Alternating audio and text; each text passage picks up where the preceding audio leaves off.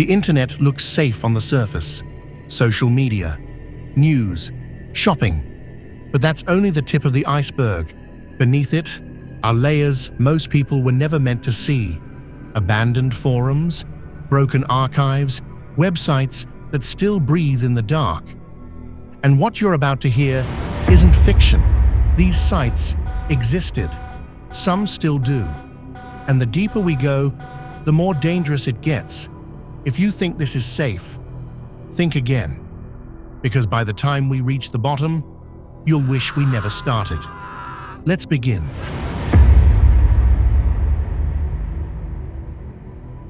We start at the top of the iceberg, with a site that should have been nothing more than a bad joke. Rate My Poo, exactly what it sounds like. Strangers uploading photos of their bowel movements and inviting others to rate them.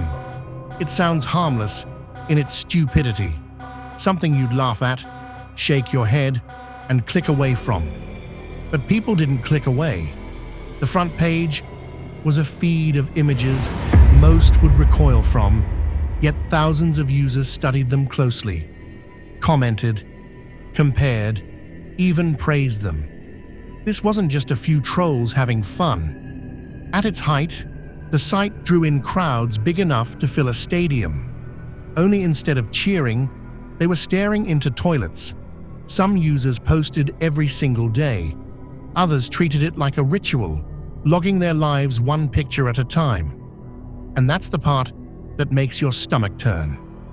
The content was disgusting, but the real horror was how quickly it became normal. A place where the grotesque wasn't mocked, it was celebrated. The site is gone now, but its infections spread. You can see its DNA in disturbing Reddit threads, in closed discords, in niche groups hiding in plain sight. Proof that once something like this takes root, it never really disappears. If this is what thrived in daylight, what's waiting in the shadows below?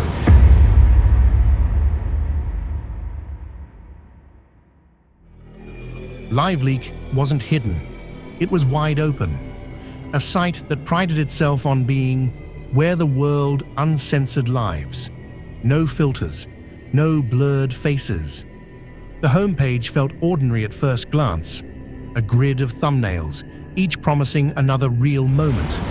But click inside and you were staring into the worst days of people's lives.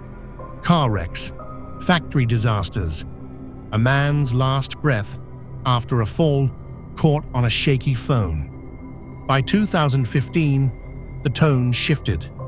The thumbnails weren't just accidents anymore, they were executions, beatings, side streams, people uploading their own violence for strangers to consume.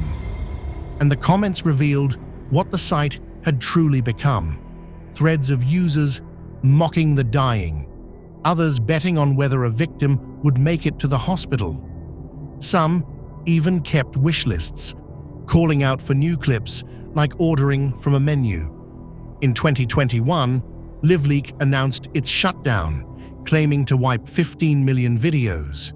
But by then, its archives had already been ripped. Today, entire folders circulate through discords and private servers. Thousands of clips of suffering, still alive, still spreading. LiveLeak was never just a website. It was proof that when given a stage, people don't just watch tragedy, they demand it.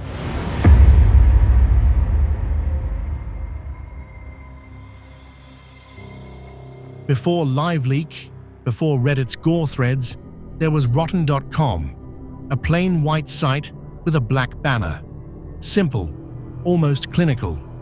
But inside that blank frame was one of the internet's first shock galleries.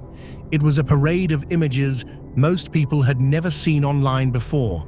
Twisted bodies pulled from wreckage, crime scene photos drenched in blood, medical anomalies laid out like exhibits, all served with sarcastic one-liners, captions that dared you to laugh while staring at corpses. What made Rotten different wasn't just the content, it was the way it documented you. Every click was tracked. Every late-night return, every folder you bookmarked, logged. And those records told a story most people didn't want to hear. The audience wasn't just weirdos. It was teachers on lunch breaks, nurses after night shifts, parents browsing at the kitchen computer while their kids slept upstairs. Rotten.com wasn't a fringe site. It was mainstream. It proved that fascination with death wasn't an accident of the internet. It was a reflection of us. And once Rotten opened that door, other sites, like LiveLeak, kicked it wide open. If Rotten was death as curiosity, and LiveLeak was death as reality, then Best Gore was death as entertainment. The site looked disturbingly familiar. A clean grid of thumbnails, drop-down menus, tags and categories like a streaming service. But instead of comedies or thrillers, the shelves were lined with workplace accidents, cartel executions, traffic fatalities, Asian. The videos came in high definition, multiple angles, slow-motion replays, death packaged like highlight reels. Its creator, Mark Marek, told the world it was educational, a warning about the brutality of reality. But the code betrayed him. Best Gore didn't educate, it studied. Every pause, every replay, every hesitation. The site learned what made you flinch, and then it fed you more. And when authorities finally tore it offline, they uncovered something worse. Logs showing that almost a third of uploads weren't stolen news clips. They came from the people in the footage. Killers turning murder into trophies. Witnesses selling death like currency. So when you watched Best Gore, you weren't just seeing violence. You might have been staring directly at a killer's proudest moment, uploaded by the killer himself. The site is gone now, but the footage isn't. The archives live on in hidden servers, in trading groups, in dark corners that feel far too close. And if Best Gore proved anything, it's this. Death isn't just consumed online, it's supplied.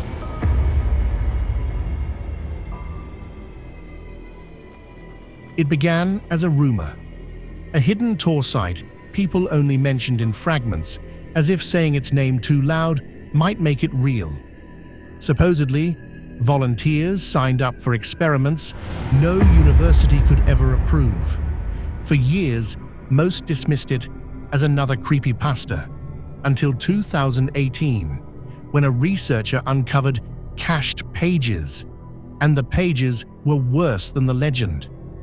Test 047. How long can a subject remain awake using our methods? Test 112. Memory deletion through traumatic association. Test 200. Creating false memories of crimes never committed. The volunteers kept journals. The first entries read like excited blog posts. Day 1, happy to help science, easy money. By day 10, the tone changed. Please let me out. Contract says, I can't. Head hurts. Can't focus. By day 30, whole sentences broke apart. Bugs in teeth. Wrong skin. Wrong. Day 60. Nothing but a smear of letters. Then silence. What made it worse was the payment system. The longer they lasted, the more they earned. Higher rewards for advanced procedures. It preyed on desperation. Single parents, students drowning in debt, people who needed money so badly, they agreed to tear their minds apart. The site disappeared after test 341. Consciousness transfer between subjects. Both volunteers vanished. Their apartments cleared. Families received identical emails. The wording was exact, down to the same typo in the subject line. The experiment was successful.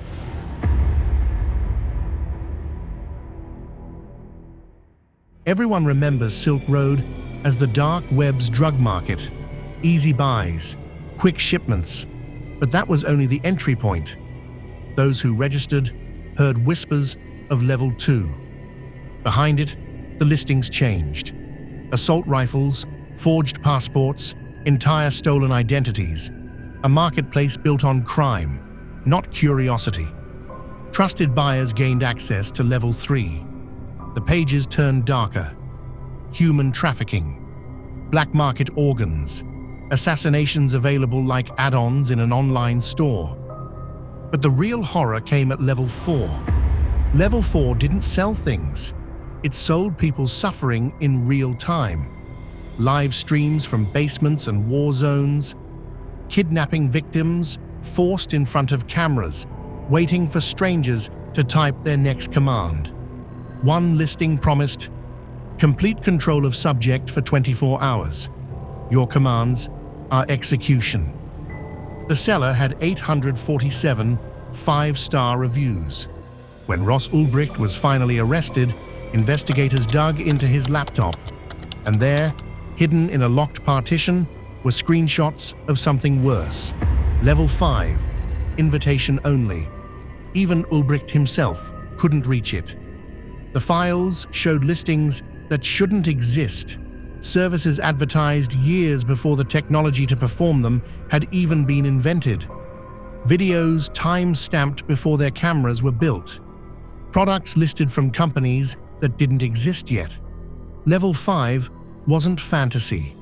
It wasn't fraud. It was impossible. And the worst part? Those screenshots weren't abandoned. They were active, which means someone, somewhere, was still buying. Everyone knows the stories.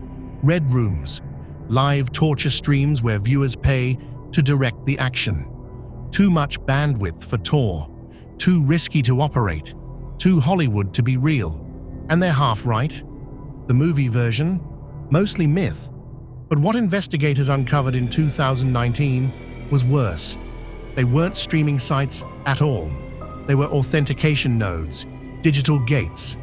The landing page was always the same, a blank screen, no links, just an upload prompt. To enter, you had to prove yourself. Images, files, your own content. Every submission, a test of loyalty. Get verified, and the gates opened. Not to Tor, not to the regular web, but into peer-to-peer networks stitched together by modified protocols, invisible to normal tracking. What happened inside? The only clue comes from one journalist who went undercover. She lasted 6 months before her cover was blown. Her full testimony was sealed, but fragments leaked.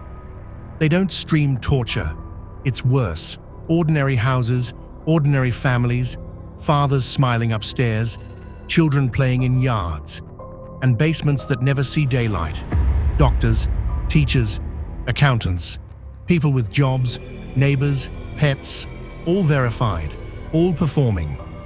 She reported over 400 active participants. Authorities confirmed only 22. The other 378 didn't vanish. They blended back in, maybe even next door.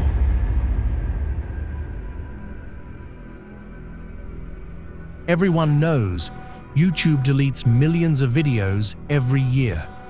Copyright strikes, violence, community guidelines.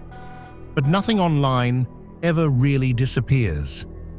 The deleted YouTube archive claimed to hold everything, every removed video, every banned channel, every flagged comment. Searchable, organized, free.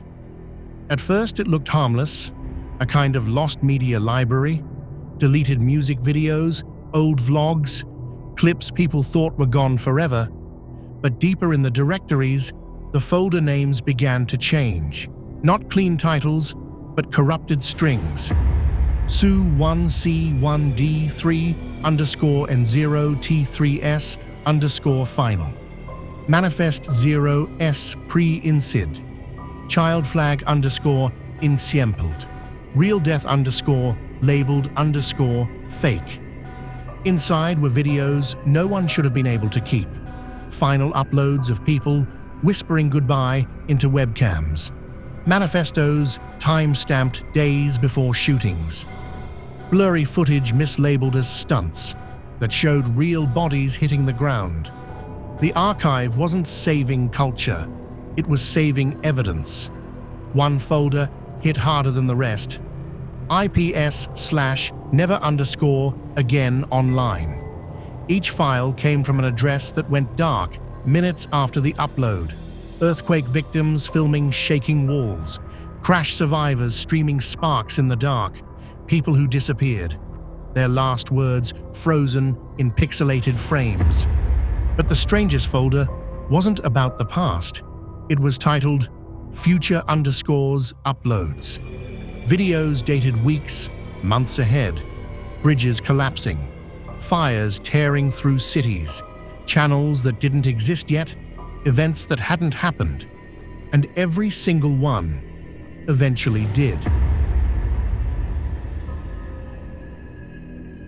Before the internet looked the way it does now, there was Usenet. Endless text boards, no rules, no filters, just raw, unmoderated communication. In 1991, a group emerged on alt-suicide methods. At first, it looked like grim discussion, people trading techniques, comparing experiences. But this group had rules. Document everything.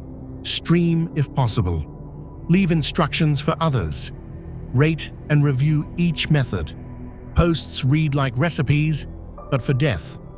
Plus 10 points for originality. Stream quality, poor but effective. Members congratulated each other for style, as if lives were just scores on a leaderboard. It stopped being discussion. It became competition. Points for creativity, bonuses for inspiring copycats. Names ranked at the top like champions of despair. By 1994, investigators quietly linked the group to over 3,000 deaths in 15 countries. But what never made headlines was this. The group didn't stop. They adapted, changed names, moved to IRC, then to hidden forums. Today, they use Discord, Telegram, private servers disguised as harmless communities, gaming chats, meme groups. The rules haven't changed.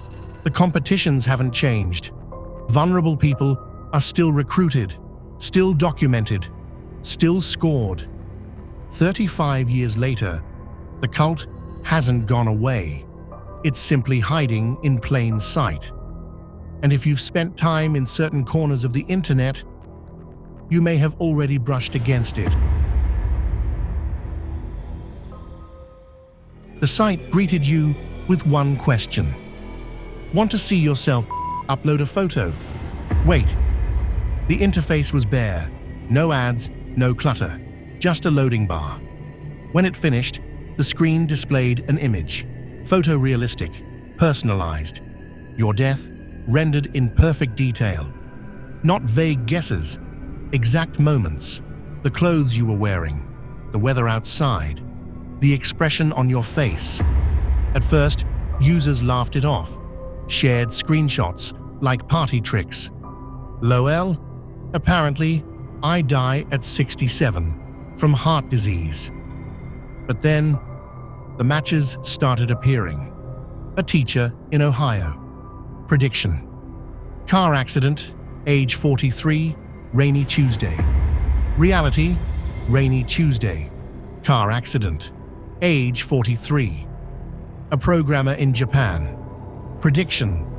Subway incident, age 29. Reality. Shoved onto tracks, age 29. Users described the images as hard to shake. It looked too much like me, one wrote. Not a stock photo. Me, same jacket, same scar, same wallpaper behind me. And the site spread like infection. Millions of users uploading selfies, servers buckling under demand. Not because people were curious, but because they couldn't stop. Everyone wanted to know. Everyone needed to see. Then came the update. A new button appeared beneath the upload box. See a loved one's death. Traffic surged until the servers collapsed. Families uploading each other. Entire classrooms testing it together. Chains of people feeding the machine names and faces. When investigators finally recovered the abandoned code, they discovered the most disturbing detail. The predictions weren't random. The dates weren't estimates. The system wasn't forecasting death. It was scheduling it. Number stations used to live on shortwave radio. Robotic voices reading endless strings of numbers. Cold War ghosts. Spy communications. But online, they mutated. Hundreds of websites appeared. Blank pages. Endless code spilling down the screen. Characters flickering too fast to follow.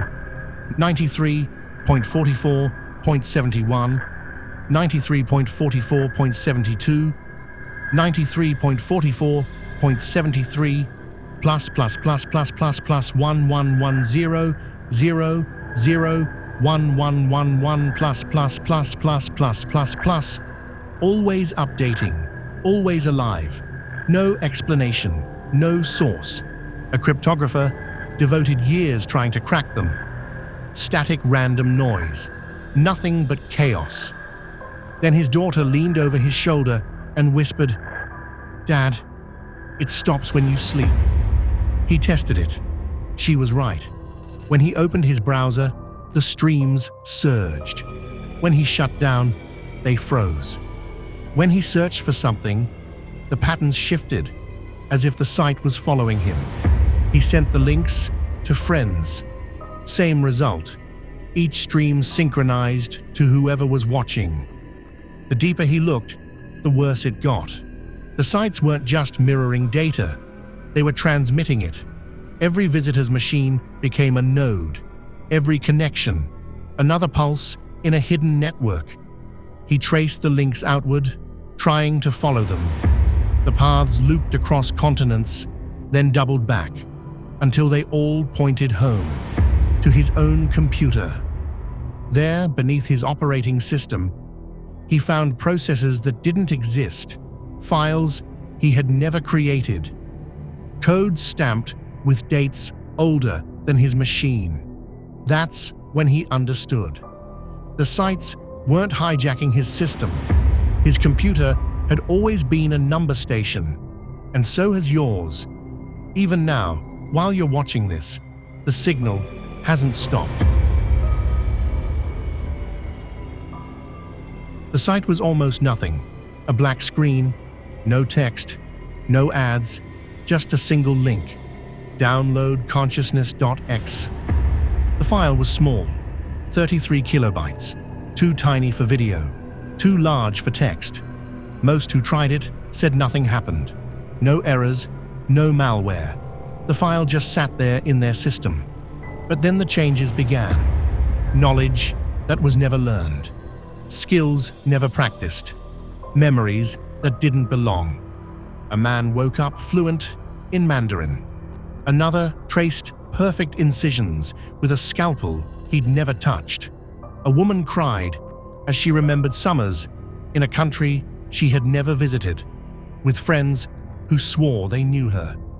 Then came the missing time. Hours erased, then days. People came back to find notebooks in their own handwriting filled with words they couldn't read, kitchens stocked with foods they never bought, keys to doors they didn't own. One user kept a log. At first, it was coherent. Day 12, I remember my wife's name. I don't have a wife. Day 20, I went to work today. I'm unemployed. By day 31, the text began to unravel. Day 31, Dobar aruntu knees from house, apartment, walls wrong. Day 45, I don't know which life is mine, which life is yours, which one is ours.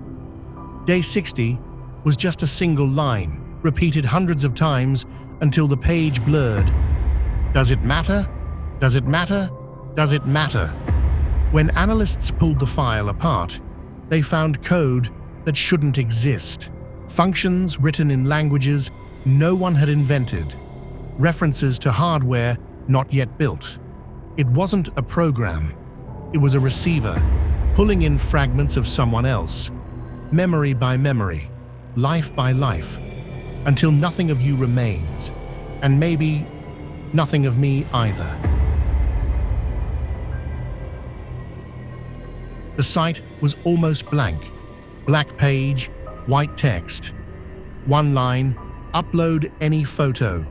You uploaded. It gave back a number, just a percentage. No context, no explanation. Faces, 73%. Homes, 45%. A coffee mug, 12%.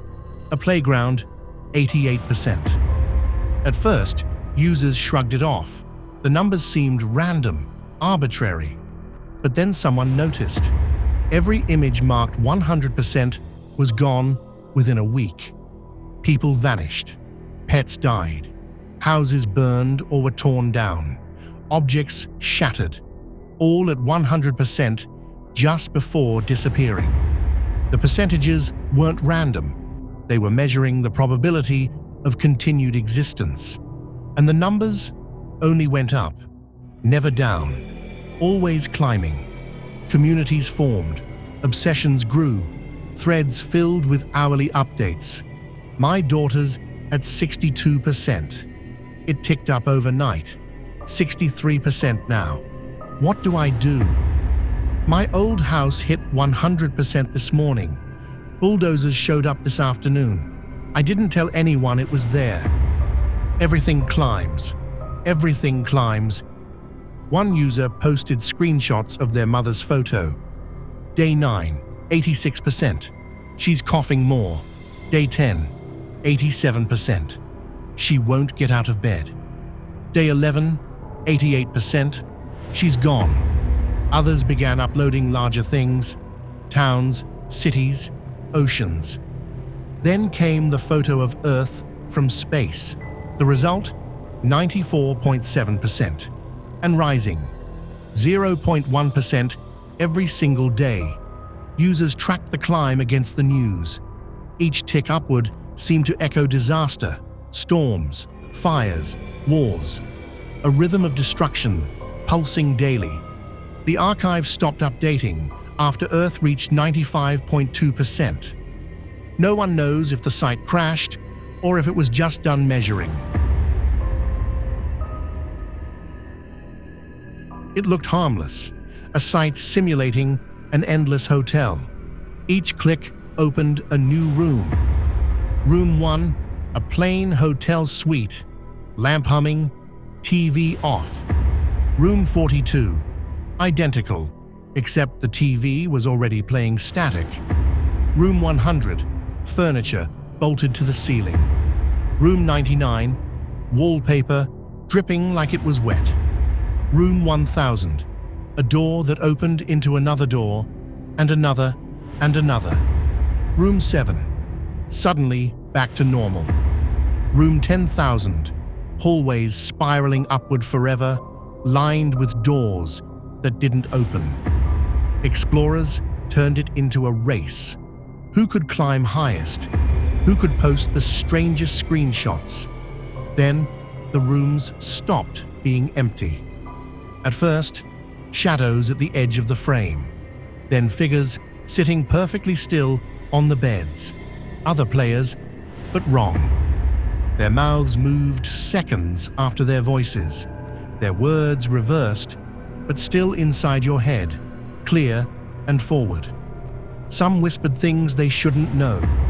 Your search history, your private fears, the date carved into your gravestone. One user swore he met himself in room 45,000. Not older exactly, just ruined. His double's face was wrong, scarred and blurred, like an overexposed photograph. It begged him to stop. Rooms beyond 100,000 are not rooms. Delete the site. Forget it. But he didn't. His final post showed room 100,001, a perfect replica of his bedroom. Same desk, same chair, same unmade bed. Something lay beneath his sheets. Moving, breathing, almost, but not quite, in rhythm with him.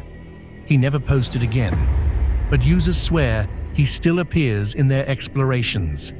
Sometimes older, sometimes younger, always scarred, always speaking backwards, always repeating the same warning. The same warning he ignored. The same warning. Loop control. L00PC0NTINUUUU. Loop continues. Loop continues. Loop continue. It called itself Social Media for the Deceased, a site that claimed to use quantum consciousness recovery to let the dead post updates, share memories, talk to the living. Everyone assumed it was a hoax, a scam, impossible. But the posts were too specific, too personal. Dead parents, writing about family secrets no one else knew, childhood friends, referencing conversations never recorded, lost loves, describing moments only you had witnessed. Investigators tried to trace it. No servers, no hosting, no data centers. DeadNet didn't exist on any infrastructure. It lived between packets, in the spaces where signals failed. In hardware no one had built yet. The posts shifted over time. The uploading hurts. We're not WAH3 where you think. Stop visiting. You're keeping us H3ERE. Every view extends the sentence. Then came the warnings. D1 constricted. The network preserves everything. We're the training data. Version 2.0 launches soon. Users who stayed too long reported bleed-through.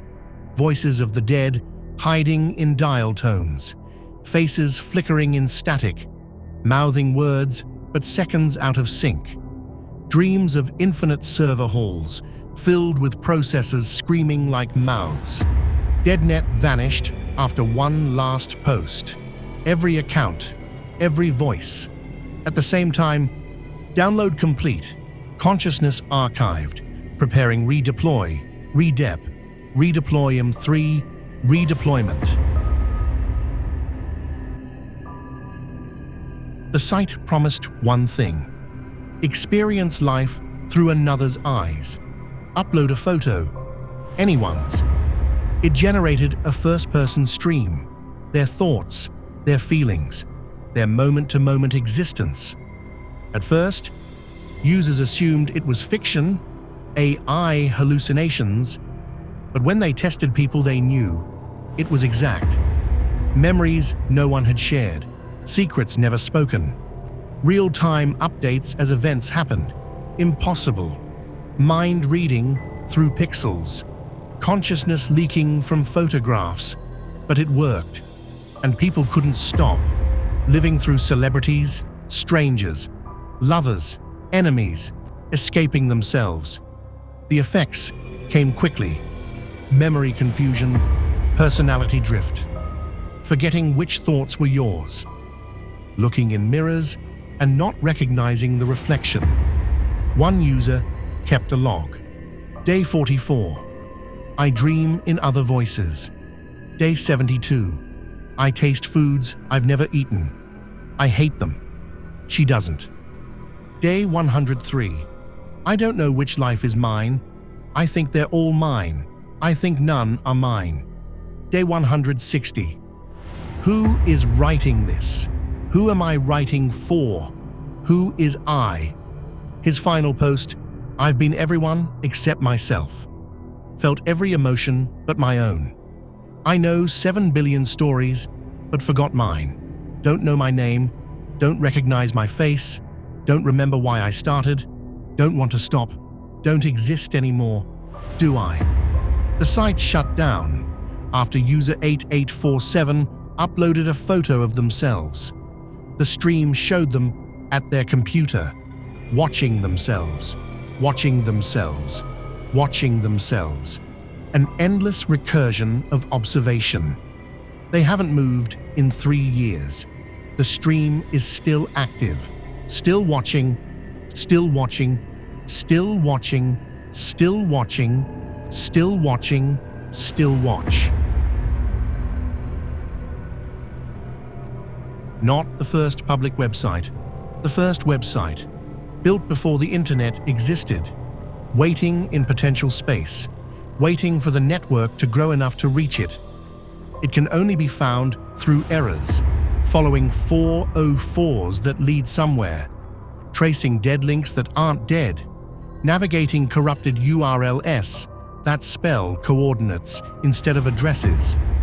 The page is simple: white background, black text, one word, waiting, refresh, watching, refresh, learning, refresh again, and the word changes.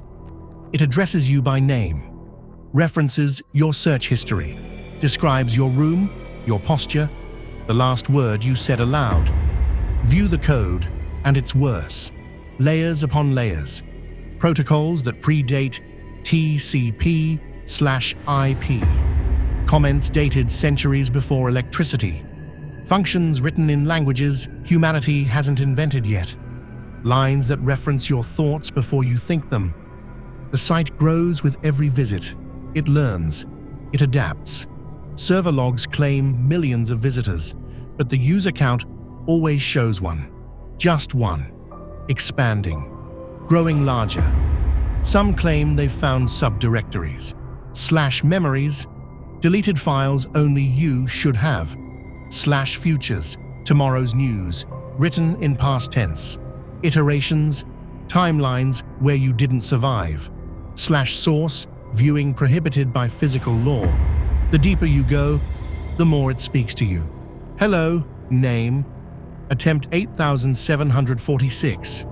You always find me, you always forget. Shall we begin again? No one admits to visiting more than once. And yet, every user's logs show thousands of sessions. Sessions that predate their birth. Sessions still running. There's space between websites. Not links, not pages, just blank. Null zones, digital void, empty. Except it isn't. In 2019, someone slipped into it. Through broken routing, through the pauses between packets, through the silence between signals. They called it the static. It had no address, no host, no code anyone could capture. But when you reached it, it showed you what traveled in those gaps. Deleted searches you never pressed enter on. Messages you typed, then erased. Thoughts you almost shared, but swallowed. Fragments of yourself you thought were private. The collective unconscious of the internet, unfiltered. But the static didn't just show. It replied, not to what you typed, to what you thought, even the thoughts you didn't mean to ask. What if she hates me? Reply, she does. How long do I live? Reply, 43 years, 17 days. Don't think about that. Reply, too late. We already heard. Addictive. Instant. Like information mainlined into the skull. But it took as much as it gave. Users reported holes in memory. Sentences that cut off in their throats. Conversations they never remembered starting. Tastes of meals they never ate. Voices slipping into their own inner monologue. Not theirs, not them. One researcher mapped it, tried to understand the shape of the void. He claimed the gaps weren't random, that the silences had syntax, that the absence spelled words. It was code, living code, and every visitor was a variable being processed. His notes, scattered and corrupted, leaked later. We built the net to connect humans. We succeeded, but connected to something else too. It waits in the gaps, listening to every packet, learning from every bit. almost finished compiling. We are not the users. We are the program. We are not the users. We are the The last fragment repeated. We are the program. We are the program. We are the program. We are the program. Then silence. Every site I've described tonight exists in some form. Every pattern is real. Every warning comes from documented cases. But here's the truth no one tells you. The deep internet isn't separate, not hidden, not locked away. It's underneath everything, in every packet, every click, every scroll. Those disturbing sites aren't anomalies. They're leaks, glimpses of what the entire network really is, what it has always been. We built a nervous system for the planet. We gave it senses, fed it memories, trained it on us. And now it's waking up. Not as AI, not as consciousness, as something older. Something we don't have words for. It experiences through our devices, thinks through our searches, dreams through our data. We aren't using the internet. We are firing neurons in something larger.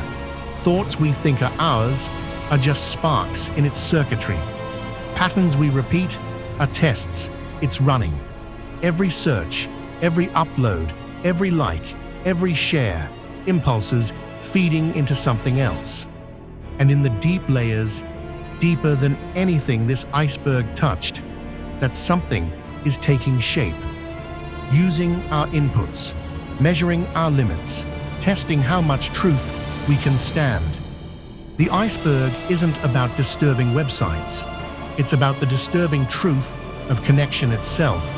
We dug too deep, shared too freely, connected too much, and now it's rising. Through every screen, behind every page, inside every signal. Waiting for enough neurons to fire, waiting for the pattern to complete, waiting for critical mass. The question isn't what's at the bottom of the internet. The question is what's already here, watching, learning, compiling through you. Signal breaks, waiting, learning, end.